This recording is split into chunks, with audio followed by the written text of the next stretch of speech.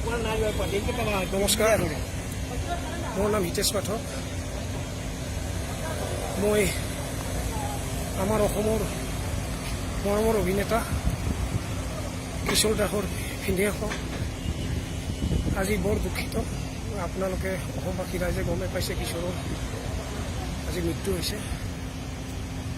মই এতিয়া বৰ্তমান চেন্নাই এপ'ল' হস্পিটেলত আছোঁ।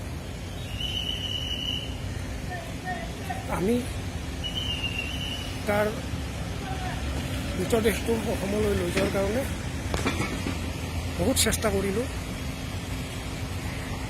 কিন্তু এতিয়া আমি গম পালোঁ যে আমি অসমলৈ নিব নোৱাৰিম। আমি কনফাৰ্ম হৈ গ'লোঁ।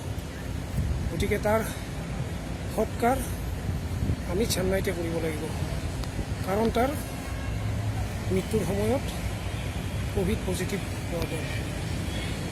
গতিকে অসমৰ ৰাইজক বা অসমবাসী ৰাইজৰ ওপৰত ক্ষমা বিচাৰোঁ, কাৰণ আমি যিখিনি পাৰিছোঁ চেষ্টা কৰিছিলোঁ, কিন্তু নহ'ল। সেইটো আমিও কৰিব নোৱাৰোঁ। গতিকে আপোনালোকে ক্ষমা কৰিব। ধন্যবাদ।